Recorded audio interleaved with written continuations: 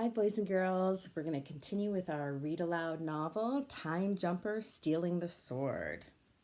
Just get my glasses on. So we finished off chapter 6 with what felt like an earthquake, but they realized was no earthquake. Everything was shaking. The images were blurring. Faster and faster they spun, and they finished off with this is no earthquake. Let's see what it was. Two Bad Nights, Chapter 7. When the spinning finally stops, Chase is surprised to see he and Ava are lying on the ground, the suitcase beside them. But instead of the soft green grass of the playground, they are sprawled on a cold, hard floor. Wooden boxes line one wall. Mops and brooms lean against another wall. They are in a closet. The only light comes from a gap beneath the door. What just happened, Ava? Chase asks. Where are we? I have no idea, Ava says, clutching her belly, but I really wish I hadn't eaten that funnel cake. Chase holds up the dragon doorknob. Things started getting all weird and twisty when I touched this. With shaking hands, he opens the suitcase and shoves the doorbell back in its slot. Maybe this is a dream, suggests Ava. She sticks out her arm. Pinch me.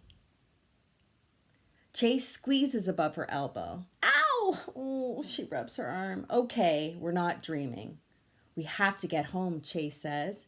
They move towards the door, then freeze when they hear the clomp, clomp of boots. Ava reaches out to open the door.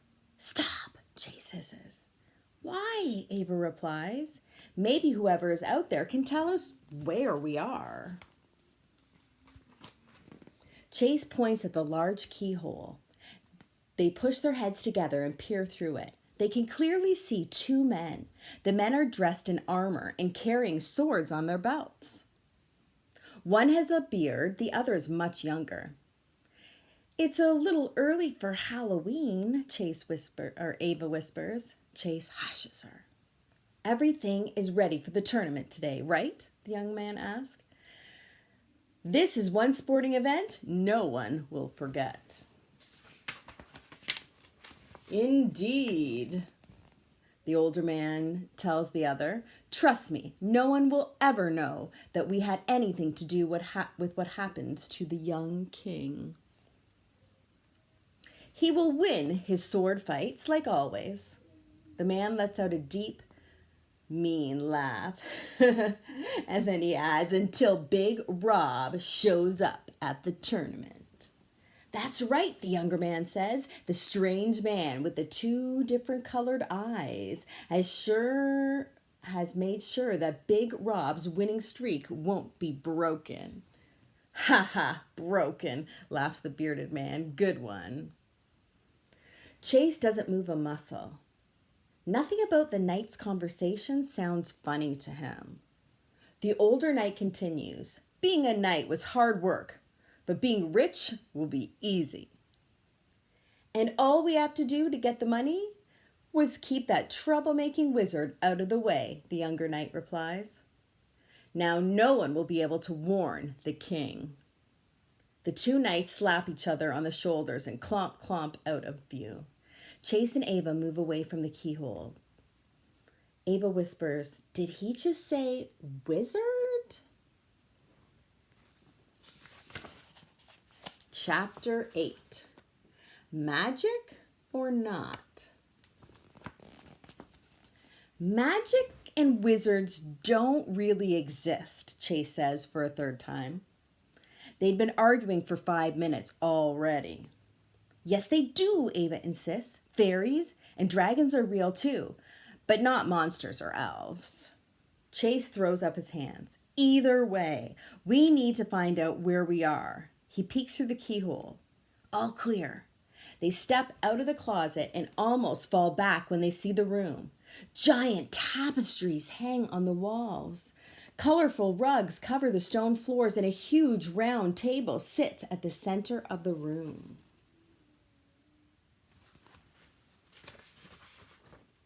Ava looks at a painting of a dragon. A word is spelled out in gold letters above it. Pendragon.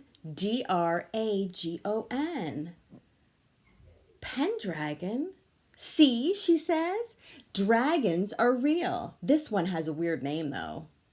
That's not the dragon's name, Chase says slowly. He's struggling to make sense of the clues all around him. A wizard and a round table and knights in armor and the name Pendragon. Chase has a collection of books at home on medieval Great Britain. He knows exactly who has the last name of Pendragon. But how is this possible? Magic isn't real. They couldn't have gone back in time. Or could they have? Chase takes a deep breath. This is real. And for a kid like him who loves history, this is completely amazing. Ava, he says in a voice full of wonder, I know where we are, and I know when we are. We are in King Arthur's castle in medieval times. We have gone back over 1,000 years. Chapter 9, In Hiding. Chase expects Ava to tell him he's crazy and that there's no way they went back in time. Instead, she looks around, shrugs, and says, yeah, that sounds about right. There's one thing I don't get, though. I thought the knights were supposed to be the good guys. Not all of them, I guess, Chase says. But I know that King Arthur lived a long life. Those guys said he's still young now. That means we don't have to worry. The knight's plan doesn't work. But what if you're wrong, Ava asks. Shouldn't we warn the king? It sounds like he could get really hurt. Chase shakes his head. Trust me, time travel doesn't work that way. If we butt in, we could mess up the timeline. History could unravel like a ball of yarn. We can't get involved. Since when do you know so much about time travel? Ava demands. He crosses his arms. I've read a few books. But what if the whole reason we're here is to save the king? Ava argues. We are not here for any reason, Chase replies. We're here by accident because of the suitcase. The suitcase. Chase darts back to the closet and tucks it behind a crate labeled pickled plums. The suitcase will be safer here than out in plain sight with us, he tells Ava. Where are we going? She asks. To watch the tournament with everyone else, Chase replies. We'll get to see the King Arthur, and we'll get to see him in real life. Okay, Ava says, but we'll stand out dressed like this. You're right, Chase says. We'll need to borrow some clothes. Looking both ways, they race up the large stone staircase. Fortunately, the first bedroom they peek into is empty and the closet door is wide open. Along with a lot of dresses, there is one white shirt with long puffy sleeves. They both reach for that one, but Chase grabs it first. Ava grumbles about having to wear a dress, but she is soon twirling around the room in one that she slipped over her clothes. It's long enough to hide the tips of her colorful sneakers. Chase has just pulled on his puffy shirt, or poofy shirt, when, creak, the bedroom door begins to open. Stay tuned. We'll continue next time. Have a great day.